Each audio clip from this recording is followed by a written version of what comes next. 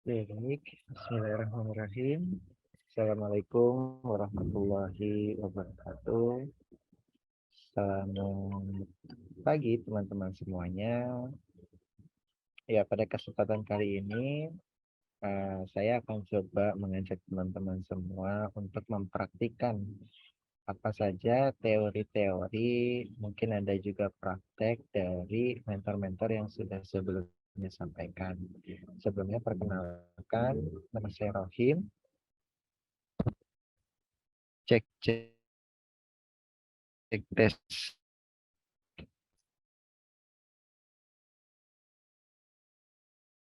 Oke.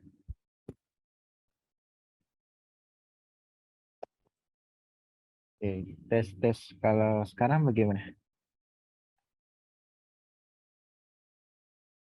Sudah ya. Oke, baik. Oke, baik. Jadi pada kesempatan kali ini saya ulangi kembali, saya akan coba mengajak teman-teman untuk kita bisa mempraktikkan apa saja yang sudah teman-teman pelajari selama 1 bulan ke belakang. Pada kesempatan ini juga menjadi kesempatan yang mungkin bisa dibilang interaktif ya teman-teman, karena di sini saya juga ingin mengajak teman-teman berdasarkan pengalaman lapangan yang saya rasakan selama saya di dunia coding ini ya kayak gitu.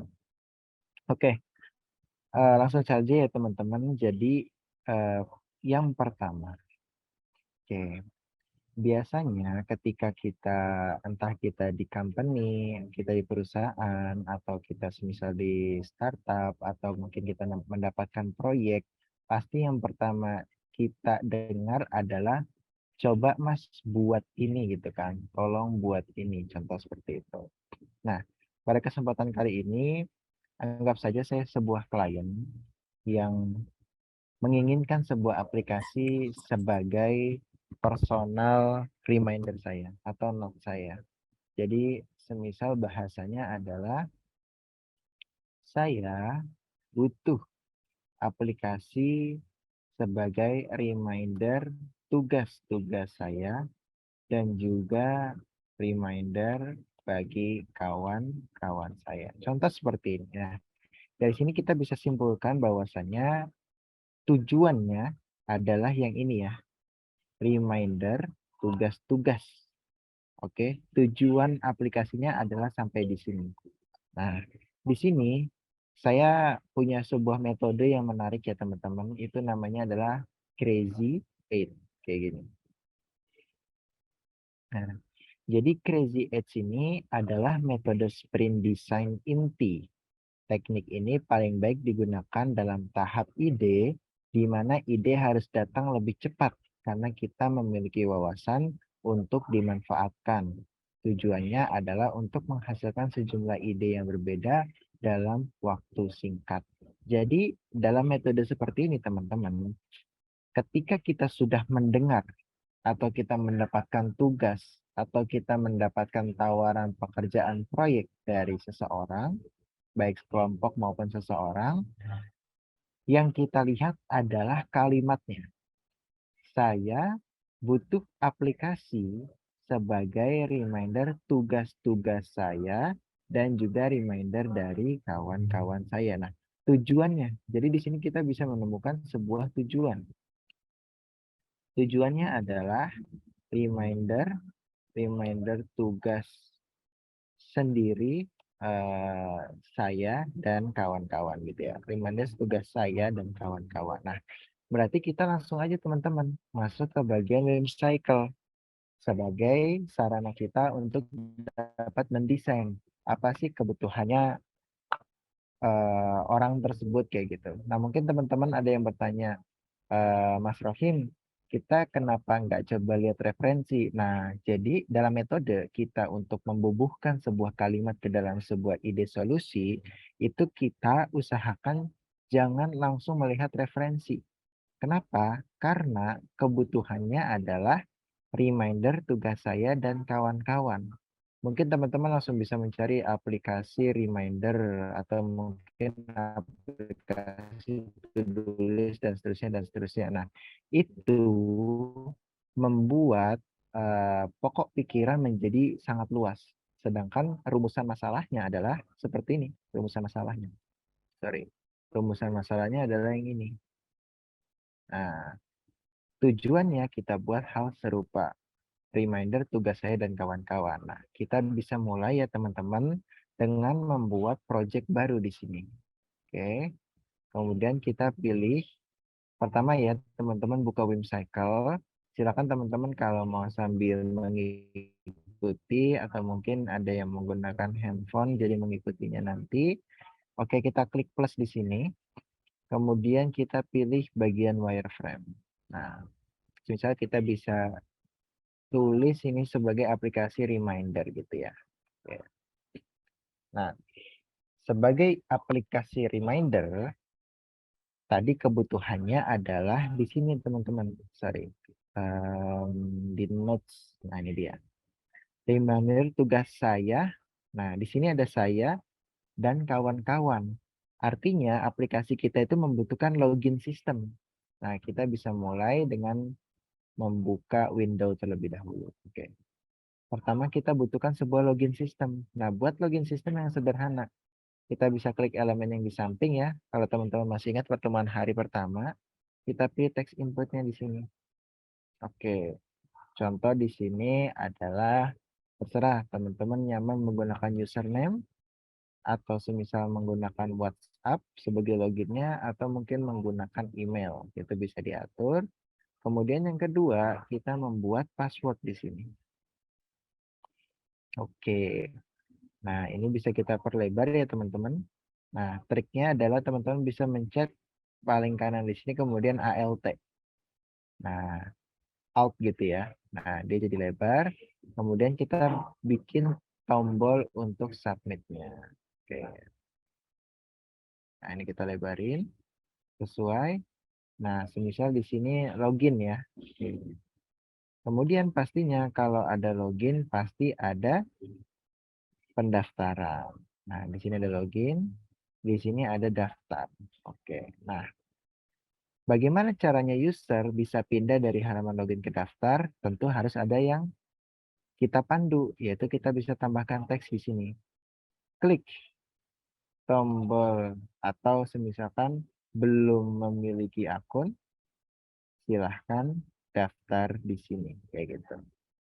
Nah, kemudian untuk baliknya lagi ke halaman login, kita buat yang sama. Sudah memiliki akun, silahkan login di sini. Kemudian kita bisa tarik nih teman-teman. Kita grup dulu. Nah, kita klik kanan, kemudian grup atau bisa pakai Ctrl G ya. Saran dari saya, teman-teman hafalkan shortcut di sini. Ini namanya shortcut ya. Command G, Option, Open Bracket, dan seterusnya kayak gitu. Nah, ini dia Command G. Nah, kemudian ini bisa kita letakkan di tengah-tengah biar lebih nyaman dilihat. Oke. Yang ini juga bisa kita grup. Oke, kemudian kita berikan lokasi di tengah. Nah, ini dia. Kemudian kita bisa beri nama di sini. Halaman login. Kemudian yang ini adalah halaman pendaftaran. Oke. Nah, kemudian saya biasanya menggunakan add connector di sini. Jadi, silahkan daftar di sini. Itu ketika diklik, dia akan mengarah ke halaman ini. Begitupun sebaliknya, ketika silahkan login di sini, dia akan mengarah ke halaman ini. Nah, nanti kita sebagai developer memiliki sebuah flow atau biasa disebut sebagai user flow. Nah, user flow ini sangat membantu khususnya bagi programmer ya untuk mengetahui bagaimana sih, ini dia contohnya ya. Ketika saya klik tombol ini, maka yang tampil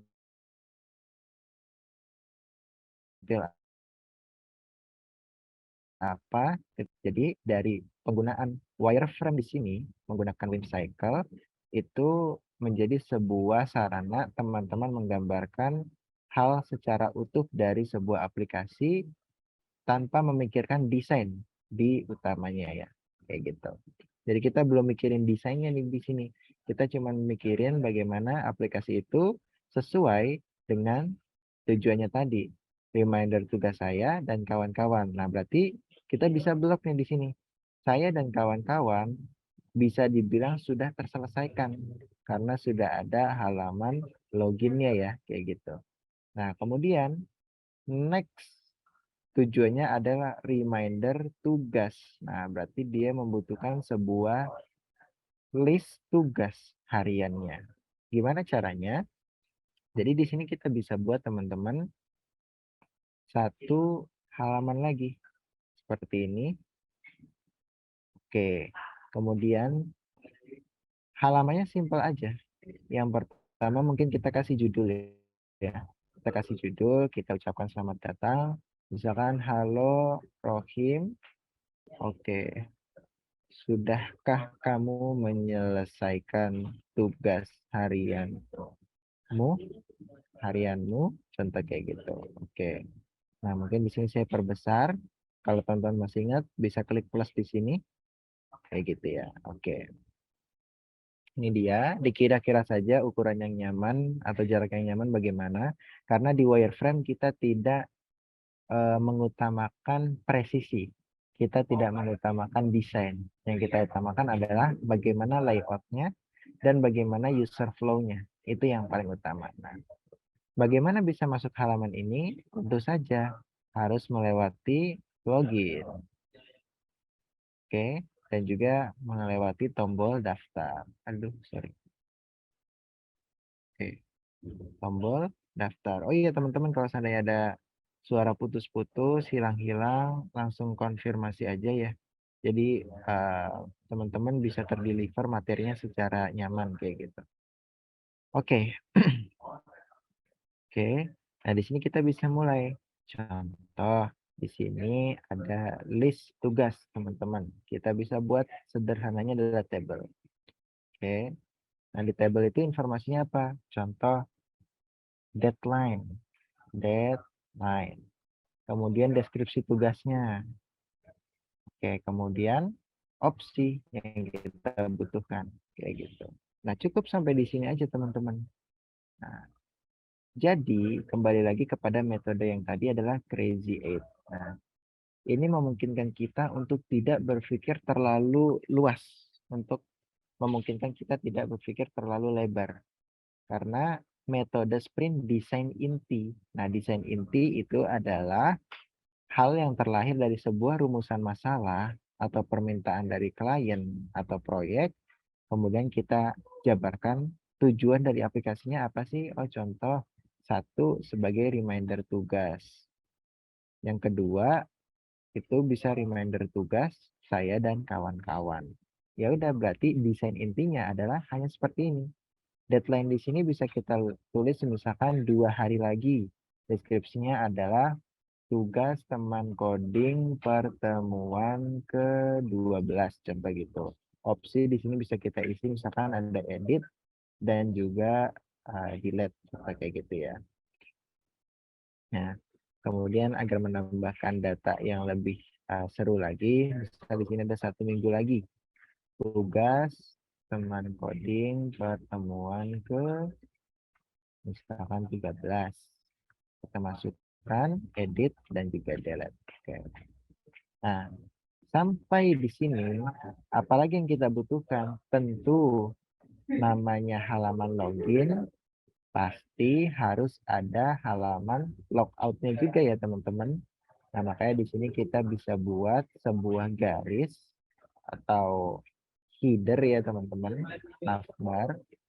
Nah, di sini kita bisa masukkan link untuk dia melakukan logout gitu ya. Nah, kayak gini. Misal teman-teman melihat, oh kayaknya lebih efisien, nama lengkap di sini aja nih, ditaruh atas, karena kita nggak punya logo, contoh gitu. Jadi ini menyesuaikan dengan nama, kayak gitu ya. Oke. Nah, kemudian yang kedua, tentunya ya teman-teman, pasti kurang menarik kalau seandainya, sorry ya, sampai di sini dulu, sampai di sini. Ini saya ganti menjadi daftar tugas.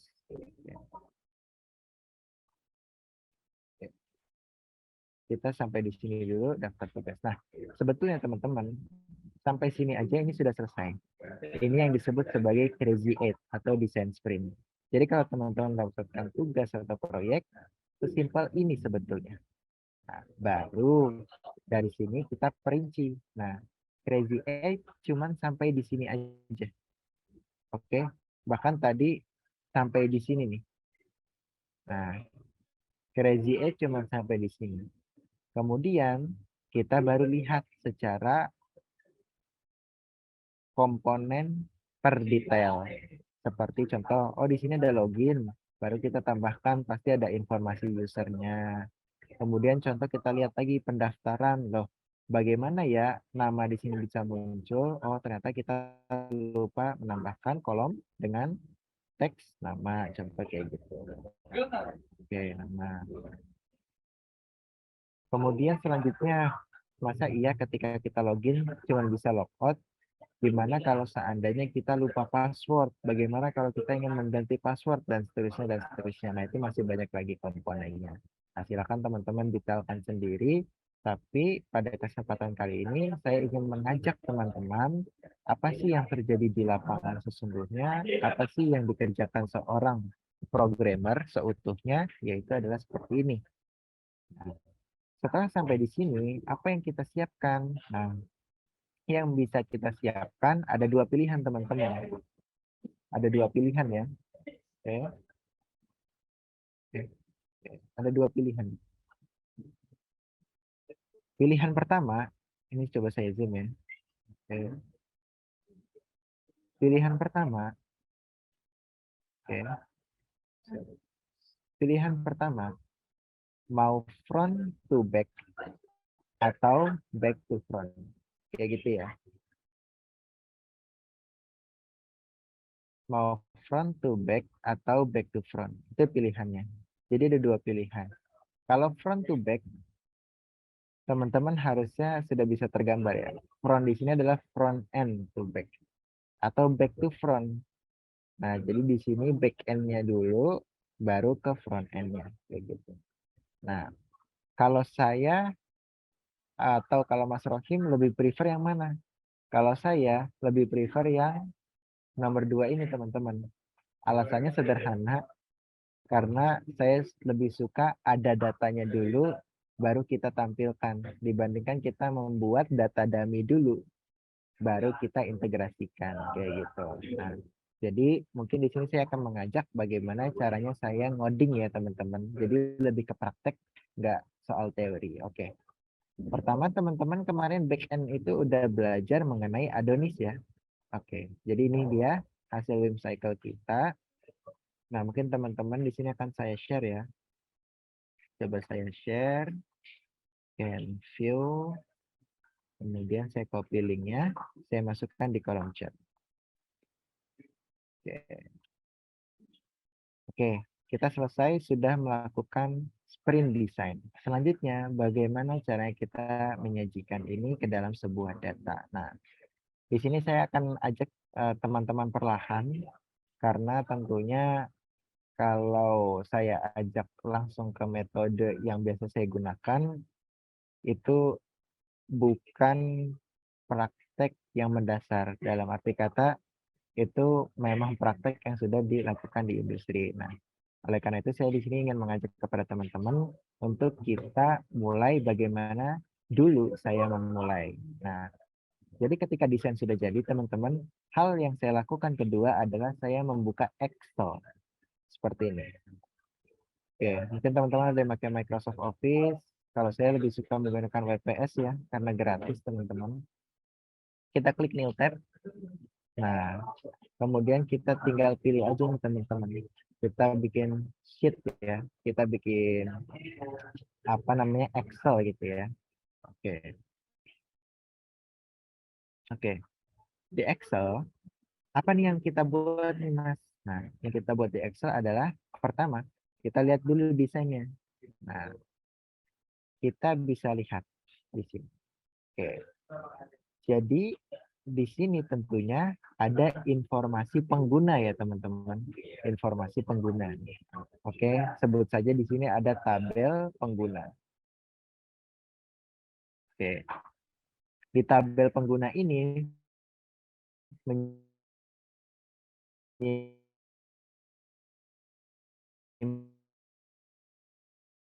data apa saja.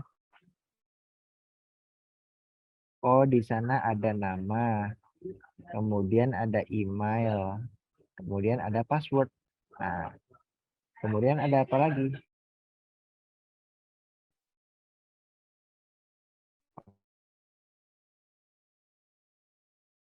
Ini tabel ya. Kemudian lagi, oh ternyata ada lalu tabel kayak gitu. Bisa kapan? Kemudian ada opsi. Nah, opsi ini bukan ada. Oke.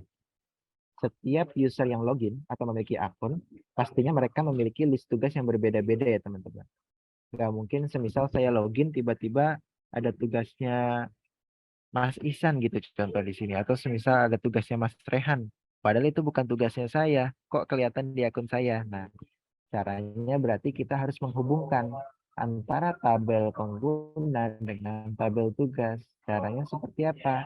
Berarti di sini harus ada pengguna ID kayak gitu.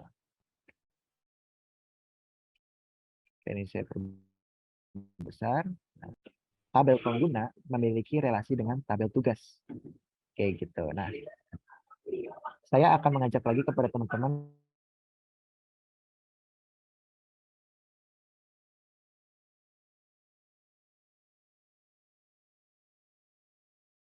kita ubah juga bukan pengguna ID tapi adalah user ID kayak gitu. Oke. Nah, jadi antara tabel user ini memiliki relasi dengan user ID. Itu bisa kita klik insert di sini, kemudian kita pilih shapes, kita pilih lines di sini. Oke, bahwasanya tabel user memiliki relasi dengan user ID. Kemudian kita lihat lagi di desain. Oh, ternyata hanya sampai di situ. Selesai. Oke. Tahap yang ketiga yang sudah kita pelajari. Tahapan membangun aplikasi. Pertama, Crazy 8. Oke, Crazy 8. Metode di mana mendesain, ini pengertian dari saya ya. Mungkin kalau teman-teman ngelihat di Google kan ada pengertiannya ya, menurut ini, menurut ini, menurut ini, tapi ini menurut saya. Jadi Crazy 8 adalah mendesain rumusan masalah dari klien atau project dengan menarik kesimpulan berdasarkan tujuannya tanpa aplikasi yang serupa dengan tujuan yang dimaksud. Nah, ini pengertian saya. Oke, ini pengertian saya ya. Oke. Kemudian yang kedua, kita buka Excel, kita buka Google Sheet dan semacamnya, WPS dan seterusnya. Di sini tujuannya adalah kita mendata kebutuhan data dari desain. Nah, mungkin teman-teman bertanya, Mas Rohim, kok bisa sih ini dikelompokkan table user, ini dikelompokkan dengan table tugas. Nah, kenapa bisa? Yang pertama, tentunya ya teman-teman, dalam sebuah tabel data, kan bentuknya seperti ini ya. Semisal di sini saya ada tabel user ya, tabel user, atau mungkin saya buat di sini aja nggak apa-apa. Saya di sini ada tabel user. Nah, tabel user itu kan ada nama, kemudian ada email, kemudian ada password. Oke, saya buat seperti ini aja ya, agar lebih simple aja, nggak perlu saya zoom out. Oke, misalnya nama yang pertama ada Rohim, emailnya rohim.rci26@gmail.com. Passwordnya adalah password, contoh kayak gitu. Kemudian yang kedua ada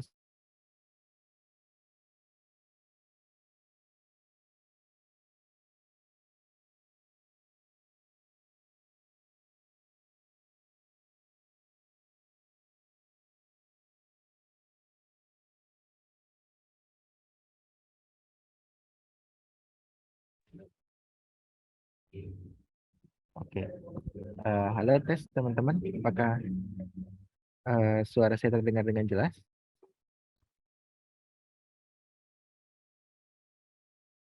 Soalnya tadi sepertinya agak terputus nih. Kalau semisal kurang jelas, boleh diinfo aja ya. Oke, di sini coba saya lanjut lagi. Saya izin share screen kepada teman-teman. Oke, ini dia.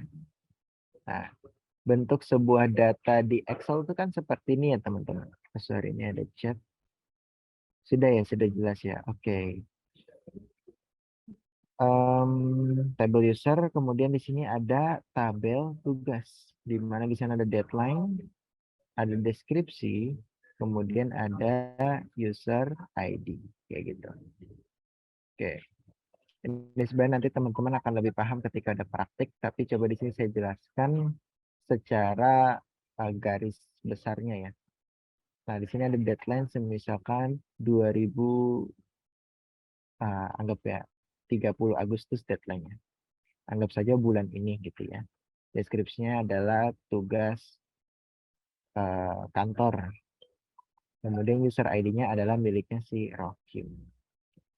Kemudian ada lagi deadline 31. Selesai ini tugas sosial. Nah, ini user ID-nya adalah Rohim. Nah, kita kembali lagi ke desain. Kalau semisalkan tabel user ini juga menyimpan nilai tugas, nah, kita nggak bisa nih teman-teman masukin seperti ini. Oh, tugasnya semisalkan ada tugas kantor, ada tugas sosial dan seterusnya gitu ya.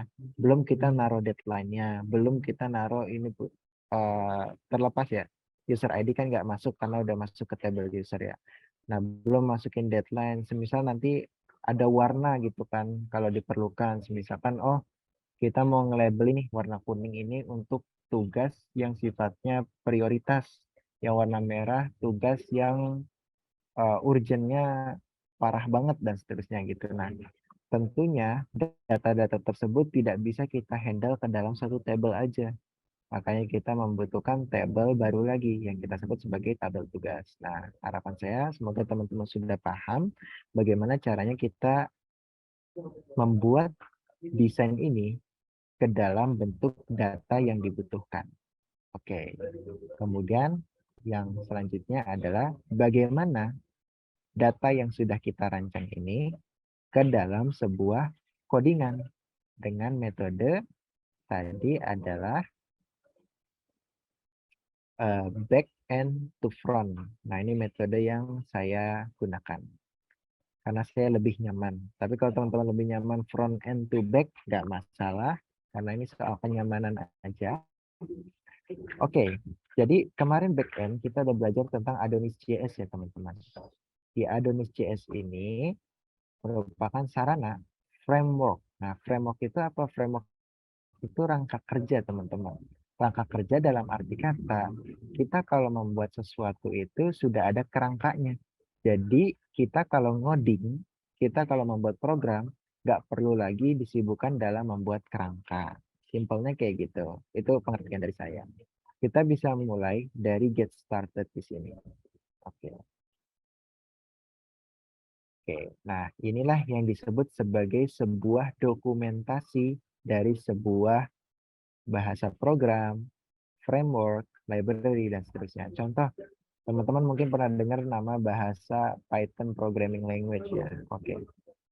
Nah, di Python pun disebutnya adalah docs, dokumentasi. Bagaimana cara install Python dan seterusnya. Atau mungkin teman-teman ada yang pernah belajar HTML. Oke, nah di HTML kita bisa lihat ini juga disebutnya dokumentasi kayak gitu. Nah, jadi singkatnya adalah kalau belajar bahasa manusia kita kenal dengan yang namanya dictionary ya atau kamus bahasa. Kalau di bahasa pemrograman kita dikenalnya dengan docs atau documentation. Oke, dokumentasi kayak gitu. Jadi ini perbedaan antara bahasa program dan juga bahasa manusia, sedikit intermezzo aja. Kita kembali ke topik utama. Metode back end to front. Oke, jadi kita mulai dari backend dulu, baru kita susun desainnya. Nah, kita buka website Adonis, kemudian kita bisa scroll ke bawah. Jadi ini kalau teman-teman mau membacanya, bisa dibaca aja Adonis itu apa, kemudian dia itu referensinya seperti apa, dan seterusnya. Nah, kita langsung saja masuk ke installation ya, karena kita mau masuk ke intinya.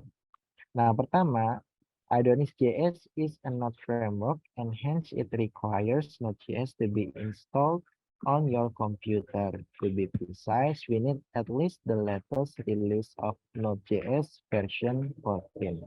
Jadi kita bisa lihat nih, kemarin kan teman-teman bisa buka CMD ya, bisa buka PowerShell atau mungkin buka terminal ya. Nah, di sini kita bisa cek Node.js kita itu versi berapa sih? Nah, caranya gimana? Tinggal ketikin aja teman-teman. Node minv. Nah, saya terinstall versi 16.5.15.1. Nah, untuk bermain di Adonis.js itu dibutuhkan versi 14 ke atas. Berarti kesimpulannya saya sudah bisa menggunakan Node.js dengan perangkat saya yang sekarang. Kita kembali ke bawah. Nah, di sini ada creating a new project. Bagaimana caranya membuat proyek baru di Adonis.js.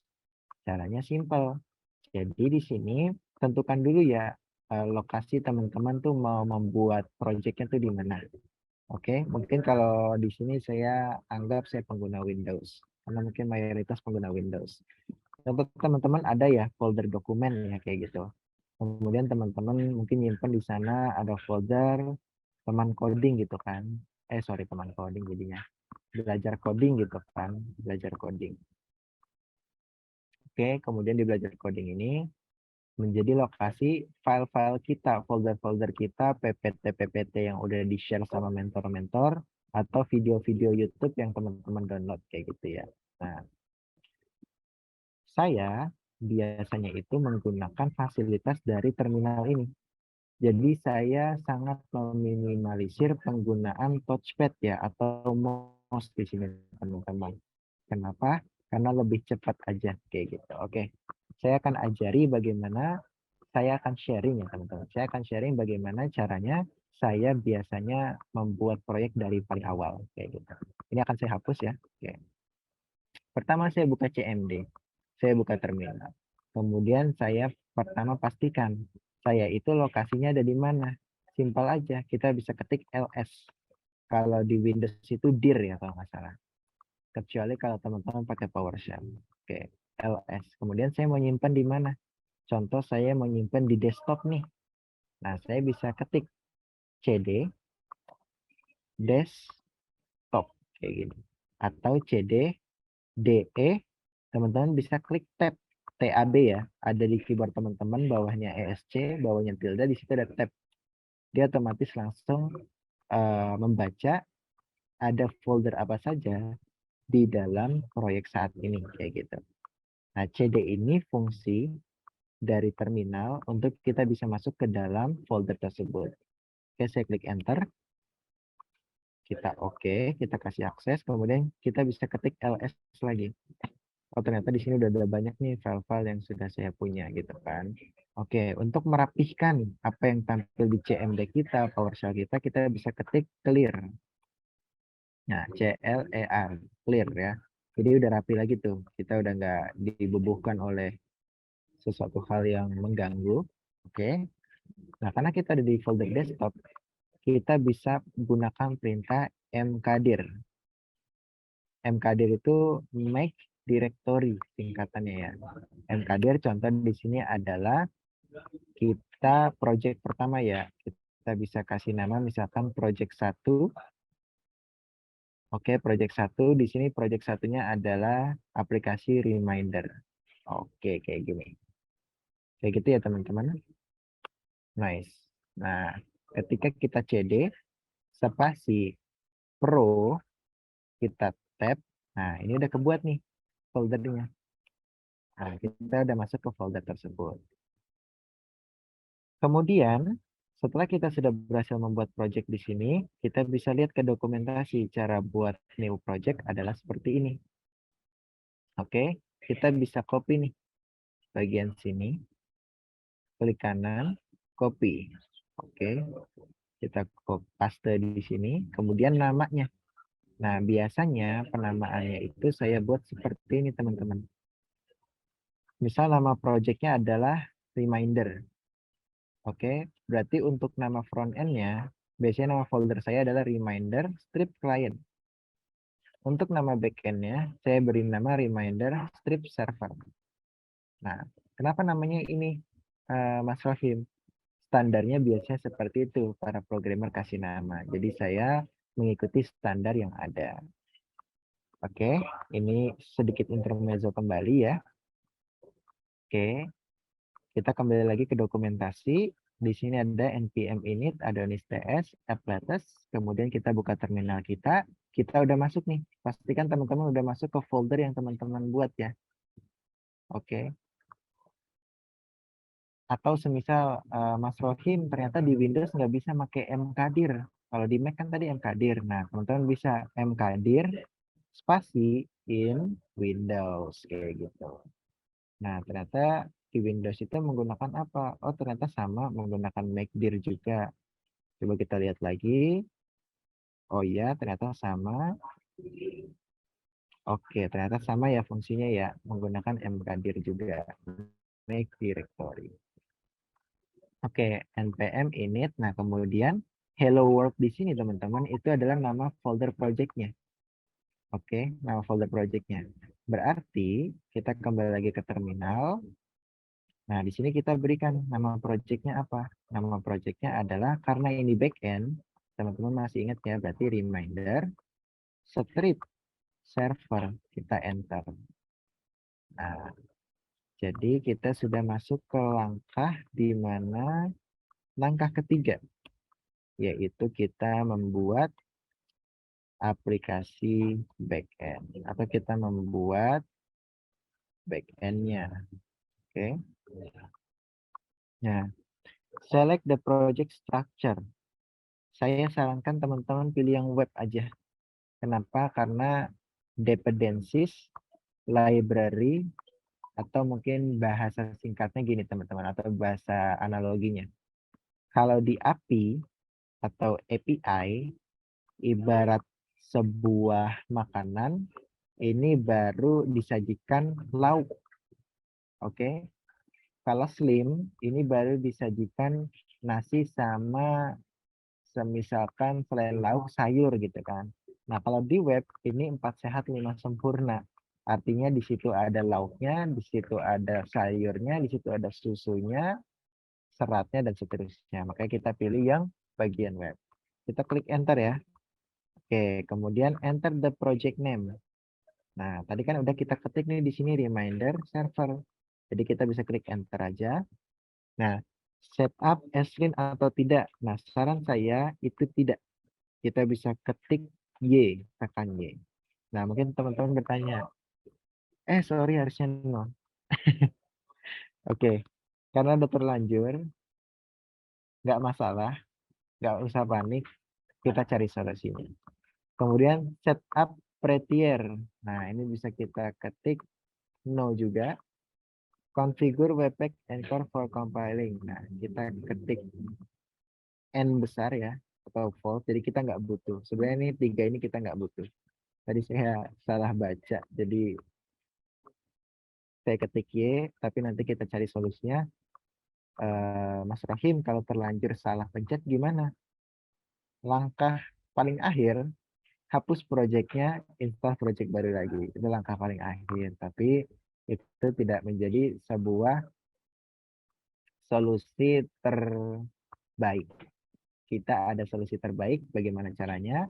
Nah, kita coba tunggu hasil download dari Adonis.js ini dulu. Nah, sambil menunggu, mungkin teman-teman kalau ada yang merasa kecepatan atau mungkin ada kendala teknis dan seterusnya, boleh coba komentar di kolom chat yang ada di Zoom ya. Oke, karena mendownload ini tergantung internet masing-masing, bisa cepat atau lambat. Mungkin estimasi bisa sampai 5 menit, itu juga bisa.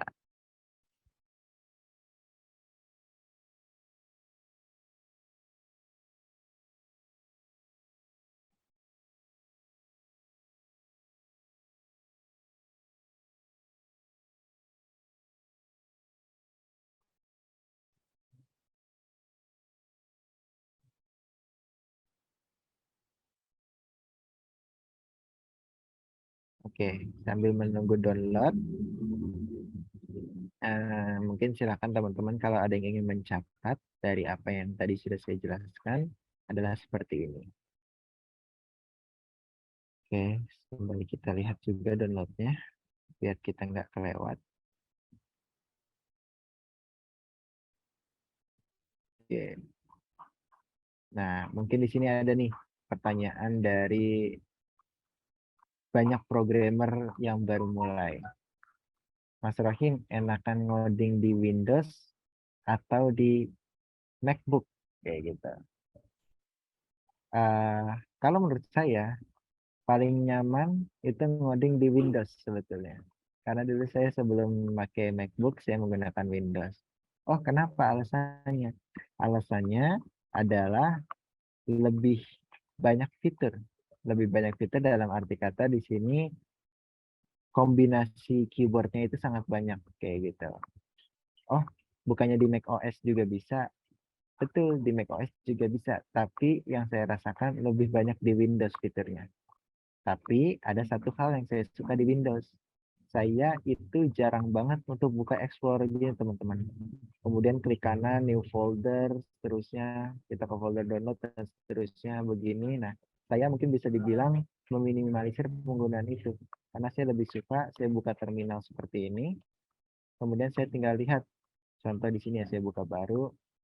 Oke, lokasi saya di mana? Saya mau ke halaman utama, saya bisa lihat. Oh, saya mau ke folder movies. Nah, di folder movies ada apa? Saya bisa lihat lagi. Oh, ada Anydesk, ada TV, dan seterusnya. Ini mungkin karena perspektif programmer ya gitu ya. Tapi mungkin perspektif desainer yang nggak mungkin juga lah buka-buka seperti ini. Cuman inilah salah satu hal yang saya sukai dari MacBook, yaitu saya bisa memanfaatkan fitur dari terminalnya yang sangat banyak. Kalau di Windows itu harus menginstal namanya WSL kalau nggak salah. WSL. Nah, jadi WLS atau apa ya? Oh, coba terminal for Windows WSL. WSL. Oh, ini dia. Windows Subsystem Linux ya WSL. Nah, jadi di WSL ini memungkinkan pengetikan kita itu kayak di MacBook teman-teman atau kayak di Linux. Jadi kalau misalkan contoh ya, kalau tadi kan di Windows itu dir ya, sedangkan kalau di MacBook itu tadi ls kayak gitu. Nah, jadi perbedaan-perbedaan ini bisa disamaratakan dengan kita menginstal yang namanya WSL, Windows Subsystem for Linux kayak gitu. Oke, ini downloadnya masih cukup lama, jadi mungkin saya coba sambil sharing-sharing kepada teman-teman. Oke, dari catatan tadi mungkin saya ada yang kurang, coba saya apa namanya bahas lagi. Oke, kayaknya udah cukup lengkap. Coba kita kembali ke desain.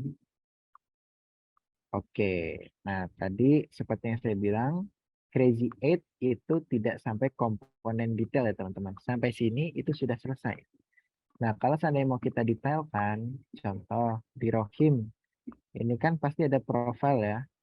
Nah, kemudian di profil biasanya kan ada gambar. Itu bisa kita tambahin di sini namanya avatar gitu, biar lebih menarik lagi aplikasi yang kita punya.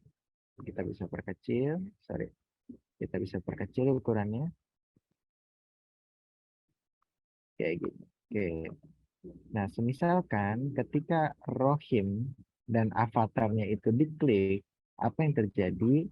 Maka di sana mungkin akan muncul sebuah halaman baru. Nah, halaman baru bisa dibuat seperti ini, teman-teman. Kan teman-teman kemarin belajar section ya. Kayak kita belajar section. Nah, di section ini saya geser ke bawah contoh ya. Oke. Nah, di section ini bisa kita kasih nama ya, teman-teman. Non prioritas prioritas kayak gitu ya. Oke, non prioritas bisa kasih kita judul. Nah, ini dia. Non prioritas artinya apa? Dengan adanya begini aplikasi sudah jadi. Dengan adanya seperti ini aplikasi jauh lebih baik lagi. Karena di prinsip coding itu ada dua. Ada namanya nice to have, ada namanya must have. Nah, dari artinya aja udah tahu ya teman-teman. Bagus kalau ada. Ini harus ada. Nah, makanya ini juga berlaku sebetulnya untuk apa ya, kehidupan kita sehari-hari ya teman-teman. Jadi kita harus lengkapi apa nih yang harus ini. Baru kita lengkapi apa yang sekiranya lebih bagus kalau ada. Oke, ini masih install. Saya coba sharing lagi. Oke, dari sini kita bisa buka nih halaman baru. Nah, halaman baru ini mungkin kita bisa buka di sini sebuah rectangle yang sama seperti ini. Oke. Nah, cuman mungkin di sini masuk ke halaman detail. Nah, biasanya kan halaman detail itu ada arrow ya. Oke, arrow left contoh gitu ya. Tampilannya seperti ini. Bisa saya lurusin agar sama. Oke, kita pindah. Oke, kita hapus di sini. Kemudian kita bisa kasih nama, misalkan di sini adalah profil user, contoh kayak gitu ya. Oke, di profil user ini ada apa? Kita bisa tambahin dari halaman login tadi. Nah, ini bisa kita copy, kita paste di sini. Oke, kita masukin. Nah, kita ungroup, kita lepas dari grupnya. Oke, yang tidak penting kita bisa buang. Login bisa kita ganti contoh edit gitu ya. Jadi kayak mengedit profil kayak gitu, edit. Nah, kemudian tadi di halaman daftar kan ada nama ya, teman-teman. Berarti di sini bisa kita kasih yaitu nama gitu. Kemudian tadi di samping nama sebetulnya ada gambar juga kan? Ada image juga kan? Nah, itu bisa kita kasih si avatar di sini. Oke. Nah, kemudian mungkin di sini kita bisa kasih sebuah tombol untuk mengedit si avatar tersebut. Gitu. Oke, semoga udah selesai. Alhamdulillah udah selesai. Kita bisa clear dulu. Nah, biar kita nyaman lihatnya. Tadi kan kita udah masuk di folder project satu reminder. Kita bisa ketik ls lagi.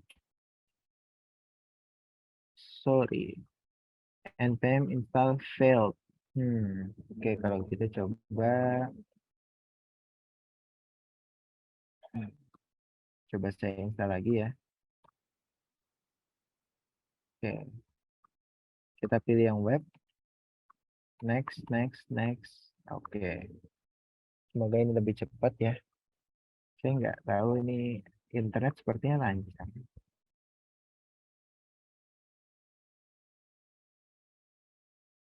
Kalau enggak, coba saya izin. Sebentar saya ganti ke internet yang lain. Mungkin akan sedikit ke pause sebentar ya teman-teman.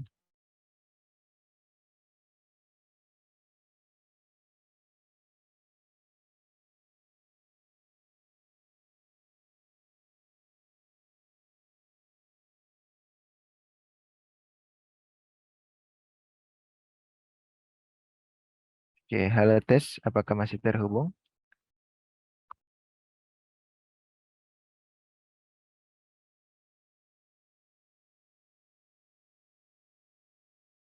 Oke, oke masih ya.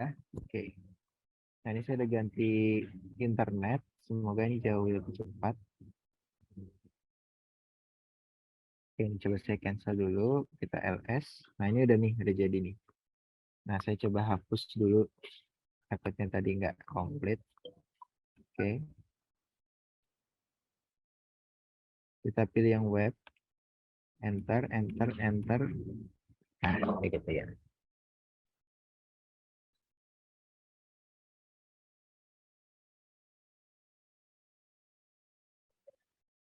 Oke. Nah, sekali lagi teman-teman.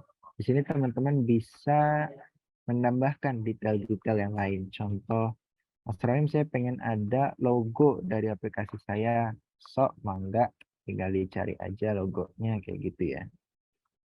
Misal di sini ada logo PNG. Mungkin saya kasih ini kali ya. Saya copy image, tinggal saya tempel di sini. Sorry. paste. Copy, kemudian saya paste. Oke, ini dia. Anggap aja ini logo dari aplikasi teman-teman. Gitu.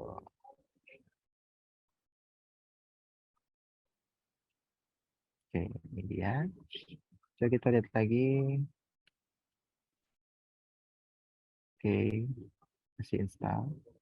Kemudian silahkan teman-teman, intinya Crazy 8 hanya sampai sini aja. Sedangkan selebihnya itu adalah nice to have. Oke. Dan section di sini itu harus dibungkus agar developer bisa tahu mana yang prioritas untuk dikerjakan dan mana yang tidak prioritas untuk dikerjakan. Oke.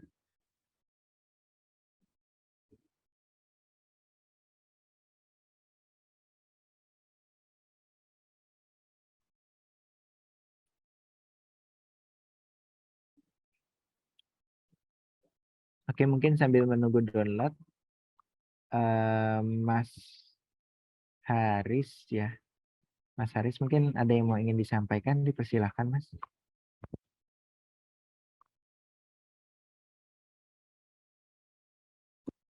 Oke, tes.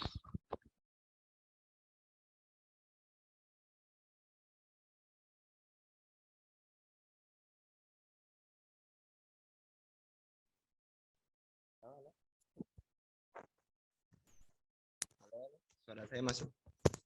Masuk Mas, masuk. Oke, sebentar ya. Oke.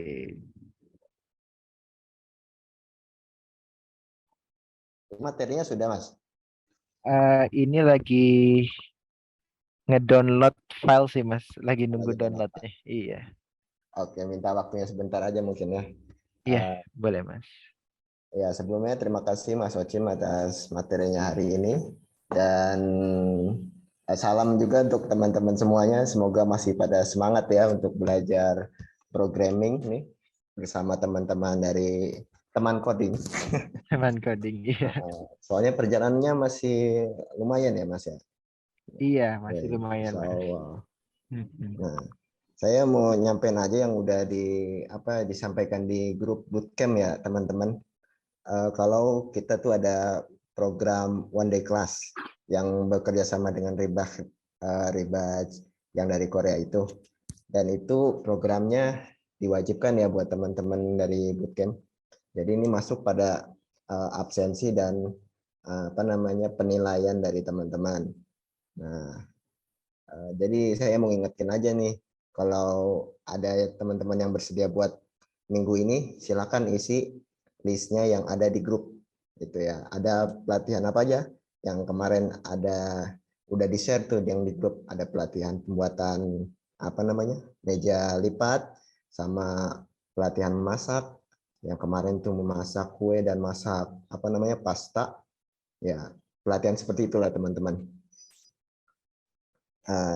Ya itu saja mungkin saya mau ngasih tahu untuk segera ngisi list jadwal one day class. Itu saja Mas. Terima kasih. Oke, siap. Makasih Mas.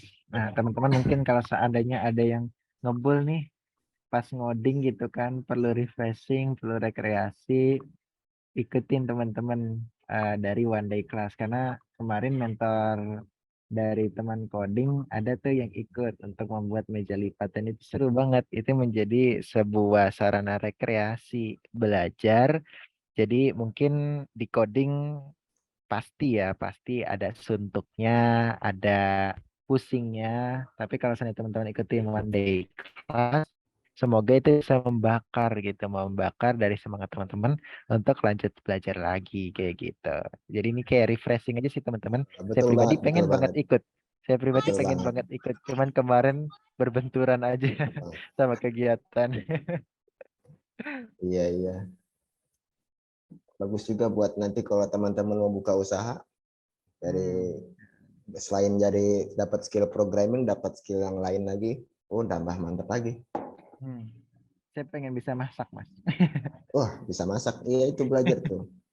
Belajar masak. Biar kayak chef. Instrukturnya itu udah profesional itu. dia koki di hotel bintang berapa tuh, bintang 10 apa tuh. Wow. Oke, siap. Oke, makasih Mas Ya, Haris ya. terima kasih nih.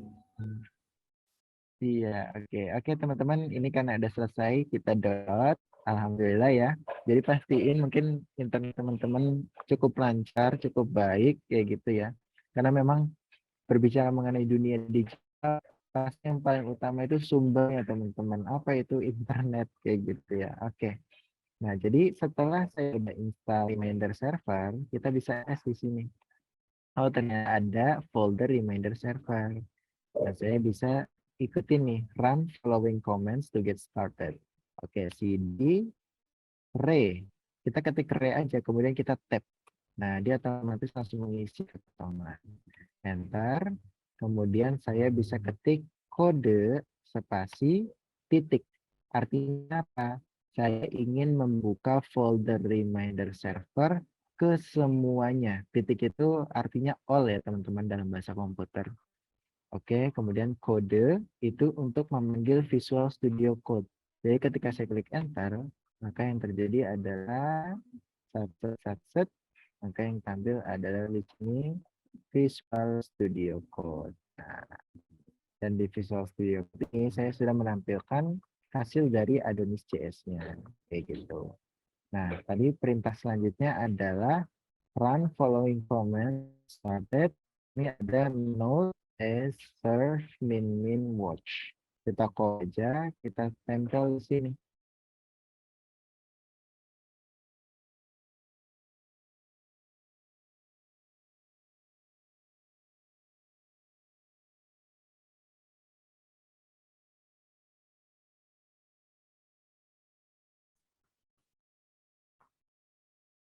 Kelempar ya.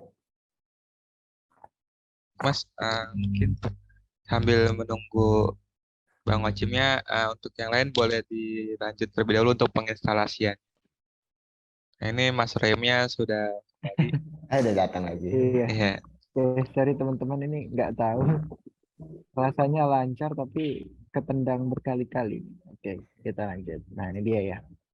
Jadi kita tadi habis menjalankan perintah node as serve min watch. Nah, kita bisa klik di sini server address. Oke. Nah, ini dia. Nah, mungkin di sini saya mau sedikit intermezzo kepada teman-teman. Mungkin pernah dibahas sama mentor, tapi ini pengetahuan yang dasar tapi sangat penting. Oke. Kalau teman-teman sadari di sini ada, kita copy aja ya yang tampil di sini. Kita copy. Nah, HTTP. Apa itu HTTP? HTTP itu adalah protokol, teman-teman. Oke. Jadi di sini HTTP itu adalah protokol. Nah, emang selain HTTP ada, Mas Rohim, ada. Ada yang disebut dengan namanya FTP. Ada yang namanya TCP. Ada yang namanya HTTPS dan seterusnya dan seterusnya. Nah, bedanya apa? Bedanya adalah penggunaannya. HTTP adalah protokol standar untuk menampilkan website. Oke. Kemudian di sana ada HTTPS. Nah, ini protokol standar yang secure. Jadi kalau saya teman-teman contoh buka di sini smartschool.id. Nah, di sini ada warna hijaunya teman-teman. Kayak gitu. Artinya connection is secure. Dan kalau kita copy, ini kita copy ya. Saya paste di bawahnya, secara otomatis dia langsung HTTPS. Lain halnya ketika kita menggunakan yang IP ini 127.0.0.1. Kita copy. Nah, ini saya langsung copy ya tuh. Dia nggak ada HTTPS-nya. Kenapa? Karena dia kondisinya belum online. Yang ini sudah online kayak gitu. Oke, kita kembali lagi. Jadi HTTP atau HTTPS ini namanya protokol. Oke, ini pengetahuannya cukup penting walaupun sangat dasar. Kemudian di situ ada 127.0.0.1 atau teman-teman bisa ketik di sini nggak begini, tapi teman-teman ketiknya adalah localhost. Nah, jadi 127.0.0.0.1 ini disebut dengan namanya IP public. Oke, IP public. IP public untuk si laptop teman-teman atau device teman-teman. IP public di sini adalah sifatnya lokal kayak gitu. Nah, makanya kenapa 127.0.0.1 itu sama dengan ketika teman-teman ketikkan localhost. Kemudian teman-teman di sana melihat ada 3333. Oke, di sini ya setelah 127 itu ada titik 2, 333. Nah, ini apa namanya? Ini adalah port. Port itu adalah alias. Contoh, dalam satu IP public itu pasti terkandung banyak website. Ya kan? Kalau teman-teman kemarin belajar kan ada Adonis.js, ada Next.js. Nah, Next.js itu running di 3000. Nah, ini juga port. Nah, kalau semisalkan tidak ada port, ketika teman-teman akses 127.0.0.1, nanti server akan bingung. Ini mau nampilin Next.js, ini mau nampilin Adonis.js, atau mau nampilin Next.js. Kayak gitu. Makanya ada port di sana. Kemudian kalau teman-teman lihat di sana ada smartschool.id. Ini apa? Ini namanya domain. Oke, jadi IP itu bisa kita translate ke domain. Cara translate-nya bagaimana? Jadi di sini ada sebuah metode. Oke, di sini ada sebuah metode ya. Sebelum dari 127 itu bisa berubah menjadi smartschool.id, itu ada namanya DNS atau domain name system kayak gitu. Kalau nggak salah, coba kita cek ya DNS domain name system. Oh, ternyata benar. Oke, jadi ini phone book of the internet atau bisa dikenal adalah IP kalian itu dikenalnya apa sama orang-orang kayak gitu. Nah, emang ada bang website yang pakai IP? Emang ada Mas Rahim website yang pakai IP? Ada teman-teman. Contoh, misalkan nonton film gratis, contoh ya. Biasanya muncul nih yang IP. Coba ya. Nah nih, contoh nih. 193.164.131.42 kayak gitu. Sedangkan di bawahnya ada katadata.co.id. Nah, mungkin teman-teman bertanya, kok dia nggak pakai domain Mas Rohim? Nah, jadi ini salah satu cara. Ini untuk pengetahuan aja, jangan teman-teman praktekin. Jadi ini salah satu cara agar website mereka itu tetap existing atau tidak bisa dibaca oleh Kominfo. Nah, website-website yang IP ini biasanya website-website yang dalam tanda kutip ilegal, tapi tidak semuanya ilegal. Maksudnya gimana? Contoh, ini mungkin saya singkat aja ya. Nah, ini contoh aplikasi yang bisa diakses oleh perusahaan. Artinya yang tahu IP-nya hanya perusahaan kayak gitu. Nah, sedangkan apa namanya orang lain tidak tahu kecuali dikasih tahu. Nah, kalau domain semua orang kan tahu ya. Oh, akses saja katadata.co.id contoh kayak gitu. Tapi kalau IP itu biasanya untuk hal-hal yang private atau bisa diselewengkan juga oleh orang-orang menjadi hal-hal yang ilegal. Jadi dia pengen websitenya tetap aktif, bisa dapat penghasilan dari iklannya dan seterusnya, tapi tanpa ketahuan oleh Kominfo. Kurang lebih sih gambarannya seperti itu. Oke, itu intermezzo aja. Kita kembali lagi ke topik kita. Tadi ini dia secuplik pengetahuan singkat dasar mengenai protokol IP public atau lokal. Dari IP berubah jadi smartschool.id itu ada namanya proses domain name system, kemudian ada localhost, ada port, dan ada port. Kayak gitu ya. Oke, kita lanjut lagi. Oke, di sini langkah yang paling pertama kita lakukan yaitu kita coba lihat lagi Excel-nya. Di sini ada tabel user, di sini ada tabel tugas. Oke, kita kembali lagi ke Visual Studio Code kita. Hal atau langkah yang paling kita tentukan pertama yaitu membuat atau mengkonfigurasi database-nya. Caranya bagaimana? Nah, jadi dari installation kita bisa lompat nih. Langsung masuk ke bagian database. Kita klik introduction di sini, kemudian bisa kita langsung install. Oke, kita copy, kita kembali, Nah, ini bisa kita matikan dulu. Ctrl C ya teman-teman untuk matiinnya. Kemudian kita paste.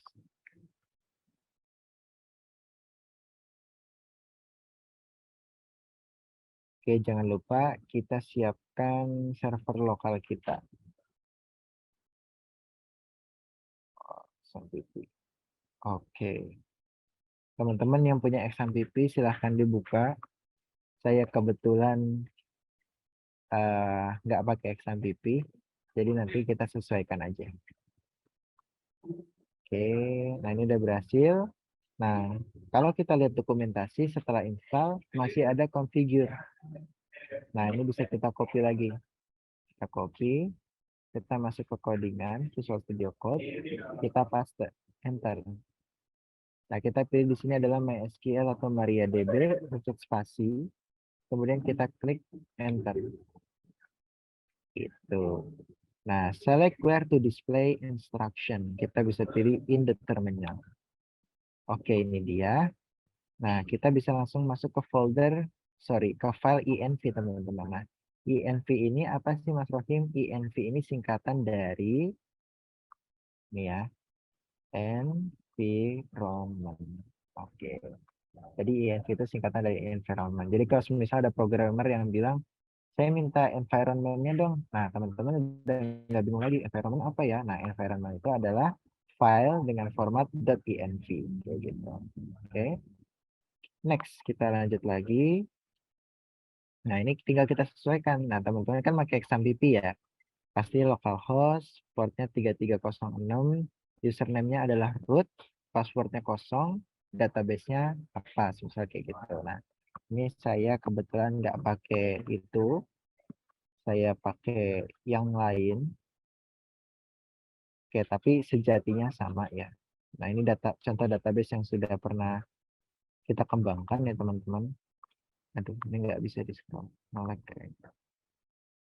Nah, ini dia. Ini aplikasi yang kita kembangkan.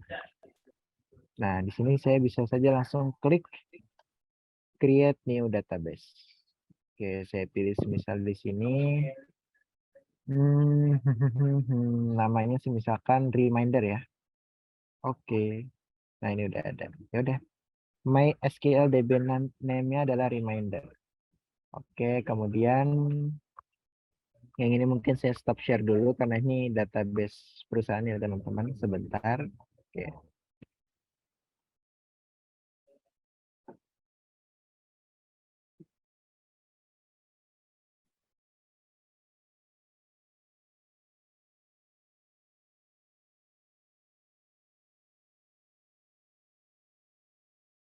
Oke, sebentar ya teman-teman. MySQL host ini DB. Oke, dah. Ini saya share screen lagi. Oke.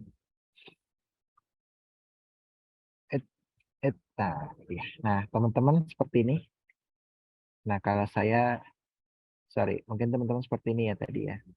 Localhost, bla bla bla bla bla bla. Nah, kalau saya agak beda karena saya udah online. Jadi ini bisa saya hapus. Oke. Kemudian, setelah kita sudah mengkonfigurasi database di sini, langkah selanjutnya kita cek database kita itu udah berhasil belum ya. Nah, kita bisa masuk ke bagian skema migrations. Schema migration are the version control for your database. Oke, kita scroll ke bawah. Jadi ini cara membuat migration-nya. Nah, tips dari saya untuk membuat migration kita nggak perlu manual lagi.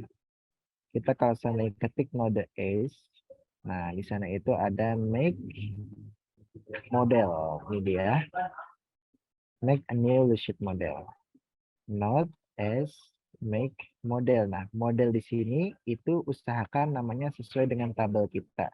Contoh di sini adalah tabel user. Kemudian di sini ada tabel tugas kayak gitu ya. Tapi ini sebagai catatan teman-teman, Adonis.js itu sudah mempersiapkan fitur user untuk kita. Yang tadi saya bilang, Adonis.js itu adalah framework. Jadi kita nggak perlu melulu membuat hal secara manual. Nah, di mana itu? Kita scroll ke bawah. Di sana ada namanya authentication. Kita klik introduction. kita bisa klik yang npm install Adonis.js. Kita copy, kemudian kita bisa langsung masuk nih ke sini, kayak gitu.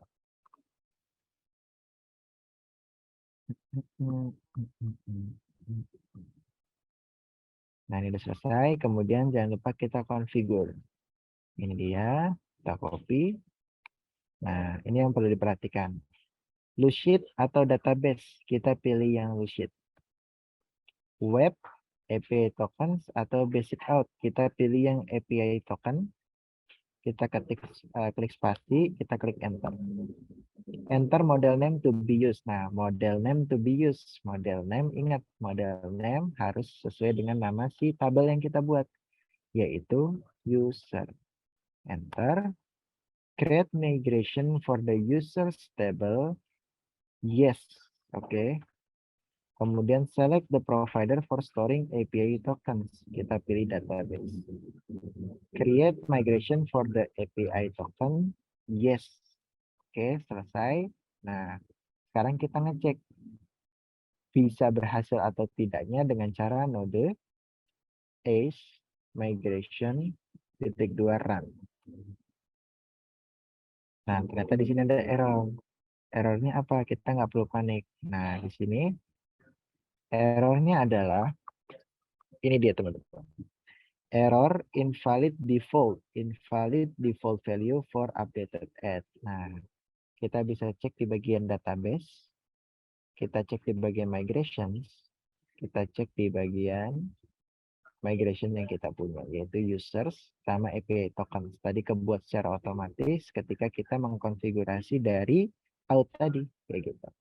Kita scroll ke bawah. Nah, errornya tuh di sini. Nah, jadi beberapa versi MySQL itu penulisan formatnya tidak seperti ini. Tapi ini bisa kita komen aja ya biar teman-teman tahu bedanya. Kita bisa ketik table dot timestamps pakai S. Kita isi nilainya true dan true kayak gitu. Berlaku sama yang lain-lainnya, migration yang lain.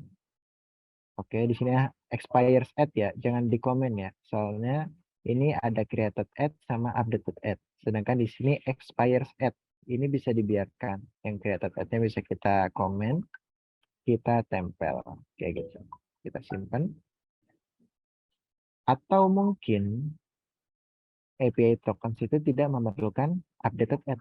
Berarti ini bisa kita hapus. Ini bisa kita aktifkan. Kita save. Kita lihat. Karena tadi kalau nggak salah errornya itu saat updated at ya. Yang created at-nya nggak ada error. Oke. Kita bisa klik atas. Kita not as migration run. Nah, ini masih error. Kenapa? Nggak perlu panik. Creatable API tokens. Oh, ternyata yang created at-nya juga error. Berarti kita hapus saja. Kita ganti sama yang penulisan format baru.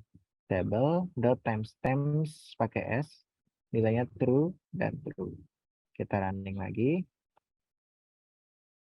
Nah, ini udah berhasil. Artinya, aplikasi kita ini sudah terhubung dengan database.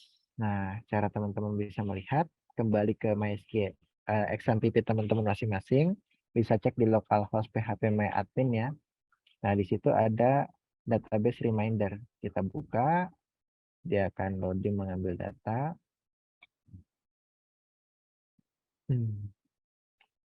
Oke. Nah, ini karena kondisi online, jadi dia sesuai kecepatan internet ya teman-teman. Oke, reminder, kita buka bagian tables. Nah, ini dia. Jadi ada users, sesuai dengan yang kita buat. Email, password, oh sorry, ini sesuai yang Adonis.js siapkan. Nah, berarti sekarang kita cuma ngecek kan tadi, apakah kita tambah notes. Jadi membuat backend-nya, membuat database-nya.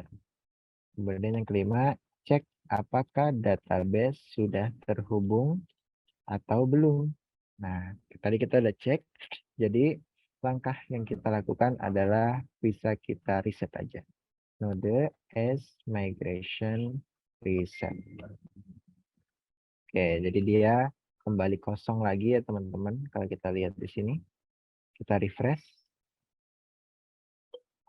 Nah, jadi adanya Adonisnya doang. Oke, tinggal kita sesuaikan nih. Tadi kan saya udah kasih info ya, kalau untuk membuat model user itu ada fitur dari Adonis.js, namanya adalah authentication. Kita bisa masuk, di sana ada table user. Oke, tinggal kita sesuaikan. Di table users itu apa sih yang kita buat? Nama, email, password. Ya udah kita sesuaikan. Nah, ini tinggal kita tambahin table dot string karena dia tipe datanya adalah teks ya. Kemudian kita kasih nama kayak gitu. Nah, cukup sampai sini aja nggak apa-apa. Kemudian kita simpan. Kemudian kita running lagi. Node.js migration run. Ketika kita lihat, kita refresh. Oke, udah ada. Sekarang usersnya udah ada namanya kayak gitu. Oke, kita udah berhasil membuat model atau data untuk tabel user. Sekarang untuk tabel tugasnya bagaimana? Nah, untuk tabel tugasnya simple teman-teman. Simple tuh gimana Mas Rohim? Oke, kita clear dulu biar rapih. Oke, node is make model. Nah, modelnya apa? Modelnya adalah nama tabelnya, yaitu tugas. Tugas, kayak gitu ya. Kemudian kita bisa min C untuk membuat controllernya. Kemudian min M untuk membuat migrationnya. Kita klik enter. Tekan enter ya maksudnya. Nah, ini udah terbuat nih. Nah, kita bisa lihat di folder. Di sana kan ada users, API token, sini yang otomatis terbuat oleh Adonis. Di sana ada tugases. Kita bisa lihat di sini. Nah, ini datanya kosong. Timestamp-nya pun masih seperti ini. Bisa kita hapus saja atau kita komen. Kita ganti dengan timestamp yang dibutuhkan. True, true. Kemudian selanjutnya ada tabel apa saja di sana. Kita bisa lihat ada deadline, deskripsi, sama user ID. Oke. Deadline. Namanya deadline berarti date and time ya. Atau mungkin ya kita buat date time aja lah ya. Kita buat date time. Yang namanya adalah deadline. Jadi nggak hanya tanggal tapi ada waktunya. Misalkan deadline-nya besok jam 3 sore. Nah gitu kan. Soalnya ada jamnya. Kemudian selanjutnya di situ ada deskripsi. Nah, deskripsi itu karena panjang, kita kasihnya teks. Kita berikan deskripsi. Oke. Mas Bayam kok nggak pakai string? Nah, kalau string itu ada limitnya, yaitu 255 karakter. Tapi kalau teks itu unlimited. Teman-teman mau cerita saat bersama dia bagaimana, atau cerita pengalaman sama mantan bagaimana, nah itu bisa tuh. Kan panjang-panjang tuh biasanya. Kemudian yang terakhir, user ID. Nah, ini dia. Apakah kita tulisnya table integer, kemudian user ID seperti ini? Nah, tidak teman-teman. Nah, kemudian cara penulisannya gimana? Jadi, ini disebut sebuah relasi dalam suatu data. Relasi data itu terbagi menjadi 3, teman-teman. Ini saya jelaskan, relasi data, tabel di database. Jadi ada yang disebut one, two, many. Oke, ada yang disebut many to many atau one to one. Apa nih contohnya? Contoh, kita mulai dari yang one to many dulu ya. Yang one to many. Contoh. Saya, Rohim, bisa posting post Instagram sebanyak mungkin. Berarti relasinya adalah ada table user, ada table post ya kalau di Instagram atau Reels. Rohim bisa upload Reels sebanyak mungkin. Berarti relasinya Rohim dengan data tunggal itu bisa memposting sebanyak apapun postingan Instagram yang dia kehendaki. Yang kedua adalah many to many. Nah, many to many ini contohnya adalah postingan Rohim bisa memiliki banyak tagar, atau gini, banyak postingan Rohim bisa memiliki banyak tagar. Contoh, saya kan upload postingan ya teman-teman. Di postingan itu saya upload semisalkan tentang coding. Nah, kemudian saya kasih hashtag belajar coding, hashtag belajar coding, hashtag belajar seru, hashtag kece abis, contoh kayak gitu. Nah, maka di situ ada relasi many to many. Artinya ada satu apa namanya? Sorry. Ada banyak postingan saya tentang coding itu mengarah kepada banyak tagar yang saya buat. Kemudian yang terakhir ada one to one. Nah, one to one ini biasa digunakan oleh profesional programmer untuk memecah banyaknya data. Contoh adalah Rohim beralamat di Jakarta Selatan. Contoh kayak gini. Nah, jadi di dalam tabelnya ada tabel user. Ini ya, ada tabel user. Nah, biasanya professional programmer membuat seperti ini. Dia itu nggak memasukkan alamat di sini, tanggal lahir di sini, tanggal lahir, misal foto mungkin masih oke. Misalkan data biodata kita kan banyak ya, jenjang pendidikan dan seterusnya. Nah, biasanya programmer itu membuat tabel user profile gitu.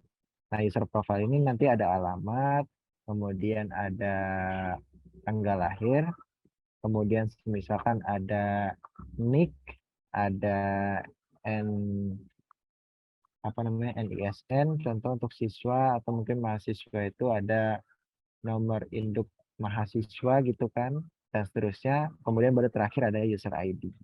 Jadi data Rohim hanya memiliki satu user profile. Sedangkan kalau one to many, data Rohim memiliki banyak tugas. Kayak gitu. Nah, silakan teman-teman screenshot atau catat. Jadi ini merupakan relasi data tabel di database atau biasa dikenal dengan istilah RDBMS. Relational Database Management System. Nah, disebutnya seperti itu. Bahasa kerennya gitu. Tapi saya biasa sebut relasi data tabel di database. Bebas sih, teman-teman sebut yang mana. Yang penting pemahamannya. Oke. Oke, di sini mungkin saya wrap biar kelihatan. Ya, silakan teman-teman yang mau screenshot silakan di screenshot karena ini pengetahuan dasar ya, teman-teman.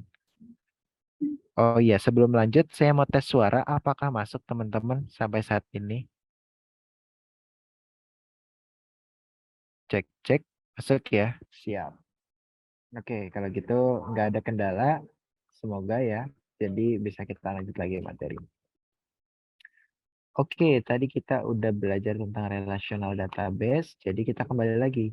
Gimana cara merelasikan tabel tugas dengan tabel user. Nah, kita bisa contek sebetulnya teman-teman dari API tokens. Nah, di sini tuh one to many juga relasinya. Jadi satu user bisa punya banyak token kan. Semisal nih saya login menggunakan handphone ke generate token. Saya login menggunakan laptop ke generate token. Nah, relasi ini bisa kita ambil. Kita copy. Ini kan user ID ya, user ID. Kita masukkan di tugas, kita tempel deh. Nah, selesai. Kemudian kita bisa buka terminal, kemudian kita node as migration kan. Udah jalan, kita cek. Apakah udah masuk atau belum? Oke, kita refresh dulu. Database kita, PHP-admin kita lihat di reminder. Kita refresh. Nah, di sini ada ini tugasnya. Nah, kita bisa lihat IR diagram di sini. Nah, ada relasinya kan? User punya relasi ke tugas. User punya relasi ke API token. Dan relasinya itu adalah one to many. Kayak gitu. Oke, semakin menarik ya teman-teman. Oke, sekarang next. Apa yang kita lakukan Mas Wahim? Nah, tugas kita selanjutnya setelah cek database sudah terhubung atau belum, selanjutnya adalah membuat model sesuai dengan nama tabel. Kemudian kita run node as migration run untuk memasukkan migrasi data ke database kita. Oke, setelah itu apalagi setelah kita sudah melaksanakan ini, selanjutnya kita membuat bagaimana data tersebut dapat diolah. Selanjutnya membuat data dapat diolah.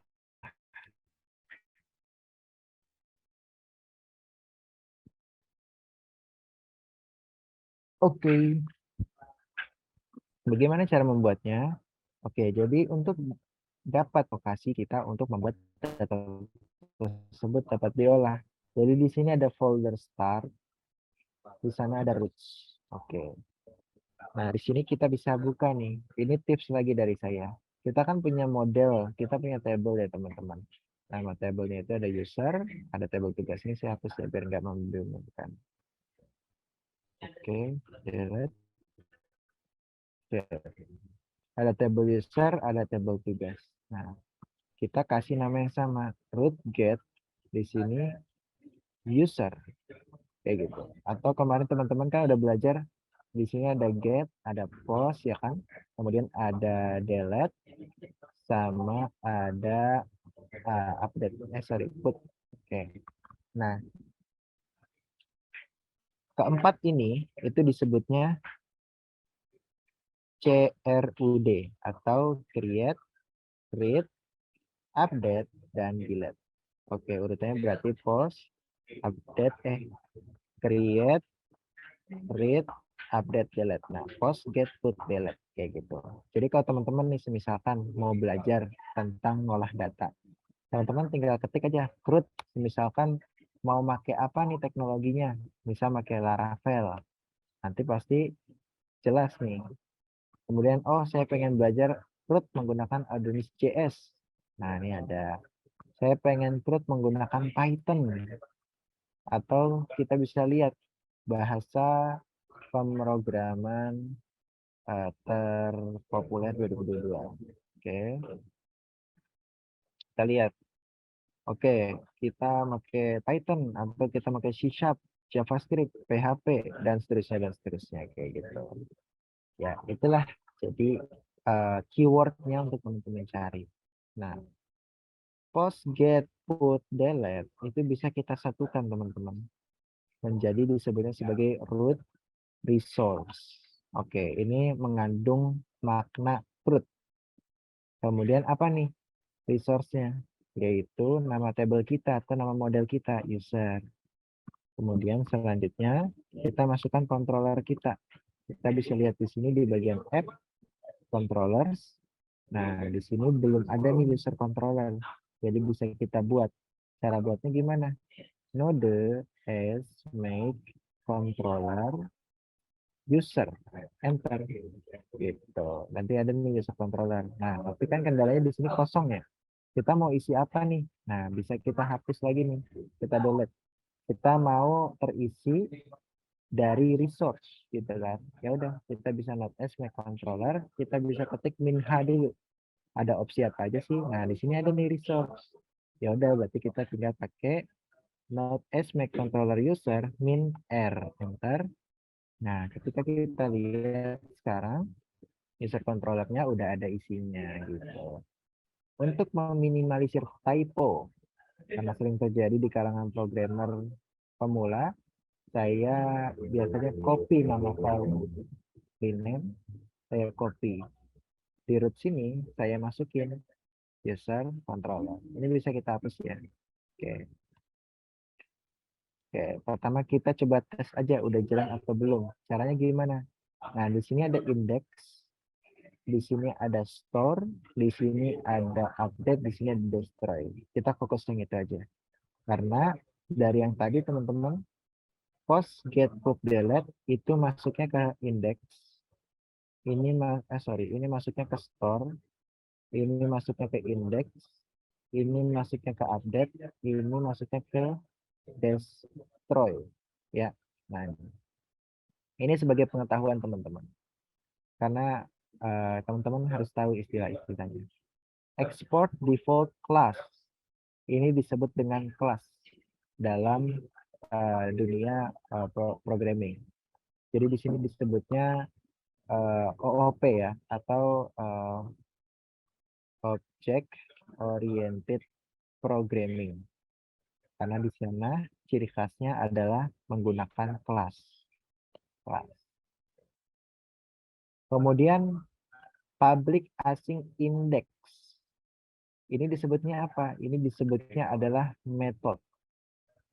Oke, teman-teman harus tahu nih istilah-istilah ini. Ini disebutnya method. Kemudian Mas Rohim di sini kan ada nih ya. Nih saya buka gini aja deh biar enak jelasnya. Di sini ada HTTP context contract. Nih dari sini sampai sini ini disebutnya apa Mas Rohim? Ini disebutnya adalah parameters. Nah, kemudian di sini baru isinya. Gitu. Nah, Mas Rohim ini bukannya namanya function ya, beda. Kalau seandainya di dalam kelas, dia disebutnya method.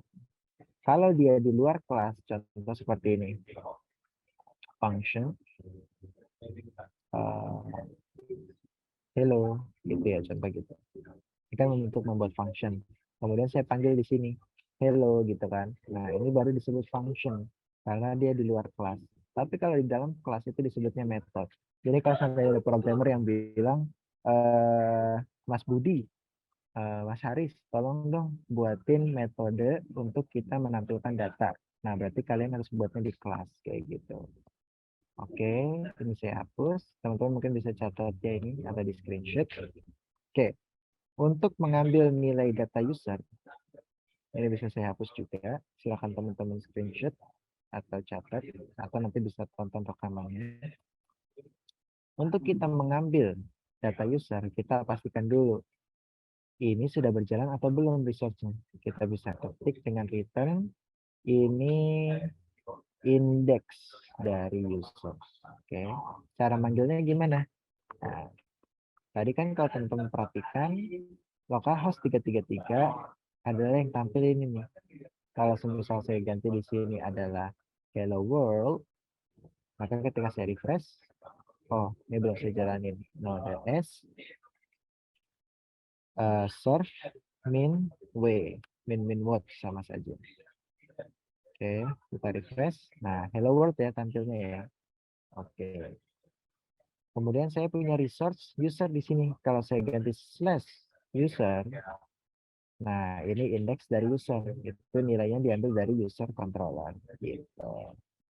Oke, ini coba saya kembalikan lagi seperti sedia kala. User controller. Oke. Singkatnya begini teman-teman. Sebelum kita menampilkan data, kita harus punya datanya dulu kan. Nah, kenapa saya bilang tadi saya lebih prefer mulai dari back end. Jadi kelebihannya begini, kita bisa langsung nambahin data sesuka kita untuk kita olah.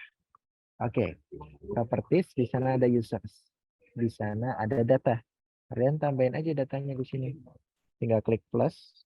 Di PHP admin juga bisa ya.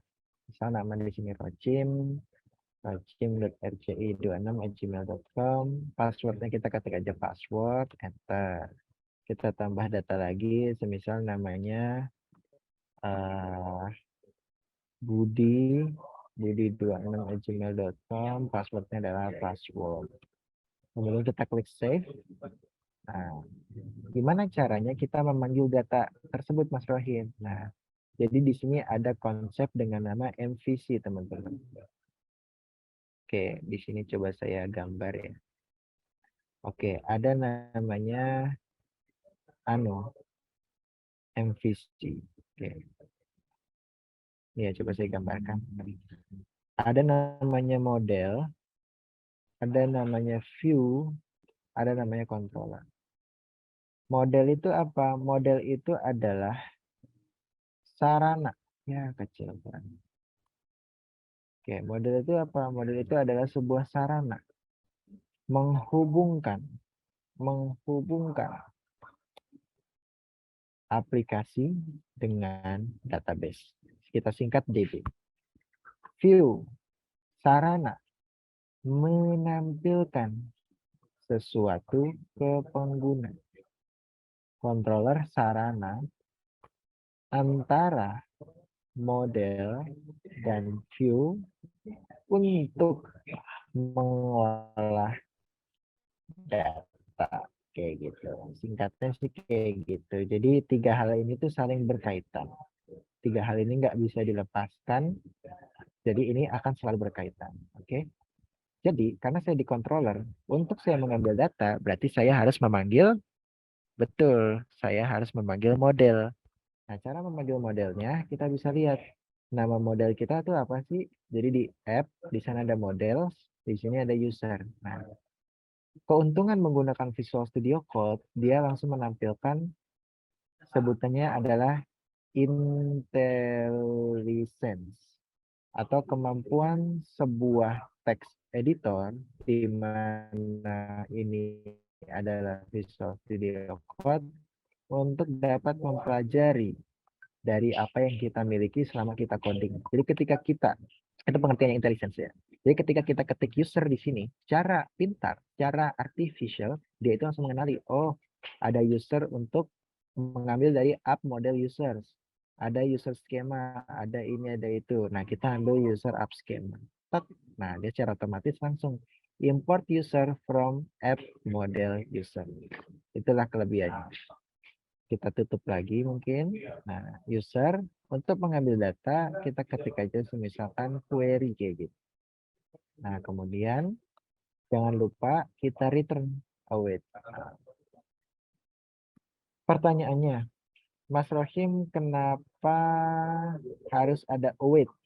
Harus ada asing. Oke. Jadi JavaScript atau TypeScript itu merupakan bahasa pemrograman. Oke, ini saya tulis ya. JavaScript atau TypeScript, mereka itu merupakan bahasa pemrograman yang berjalan secara asinkronus. Artinya apa?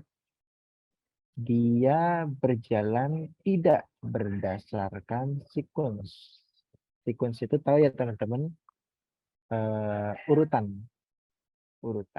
Contoh, memasak mie, algoritma memasak mie instan.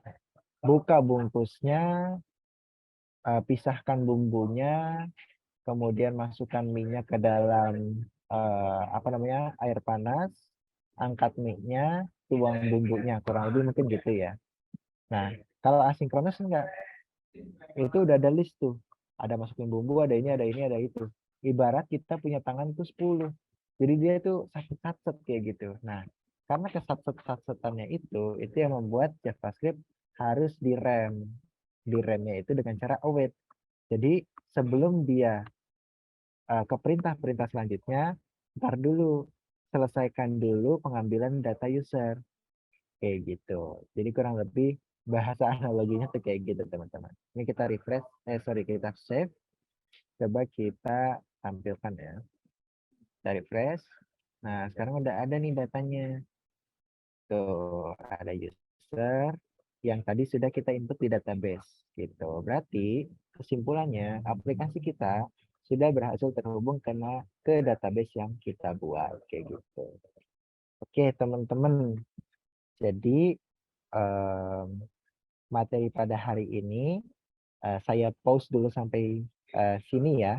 Next atau hari esok kita lanjut lagi. Jadi di sini saya akan membimbing teman-teman belajar membuat proyek dari nol, dari klien meminta proyek. Nah, mungkin sedikit kita ulas selama 10 menit ini. Apa aja sih yang kita lakukan tadi? Oke, jadi yang pertama kita sudah membuat Crazy Eight.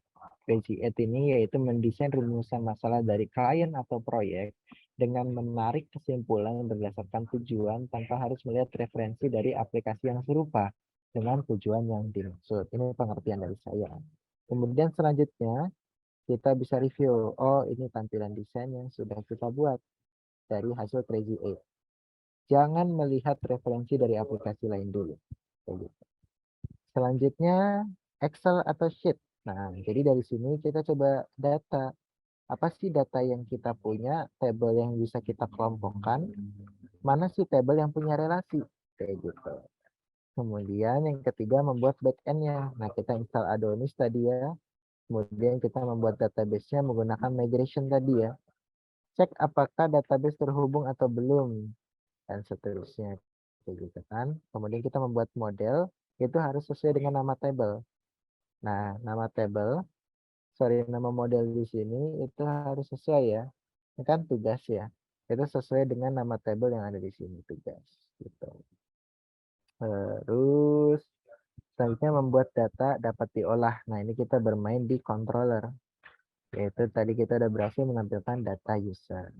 Oke, besok kita akan belajar bagaimana caranya kita dapat membuat user dapat melakukan tugas sesuai desainnya. Contoh, di sini bisa melakukan daftar, bisa melakukan login, kemudian bisa melihat atau membuat tugasnya, dan seterusnya. Nah, untuk lebih detailnya akan kita lanjut di hari esok. Oke, untuk PR-nya, silahkan teman-teman tonton video dari hasil rekaman ini.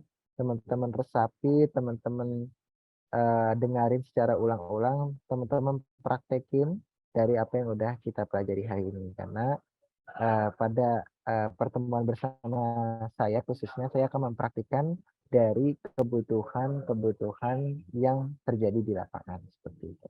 Oke, mungkin teman-teman ada yang ingin ditanyakan, boleh raise hand atau mungkin lewat kolom chat.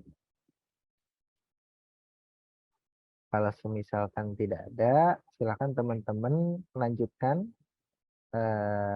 nonton videonya dan praktekkan. Jika ada kendala bisa langsung komunikasikan di grup, jangan di private chat ya, jangan di PC gitu, karena ini jadi pembelajaran bagi yang lain. Oke, mungkin itu saja ya teman-teman yang bisa saya sampaikan pada pertemuan hari ini. Kurang lebihnya mohon maaf. Assalamualaikum warahmatullahi wabarakatuh. Selamat melanjutkan pembelajarannya. Terima kasih.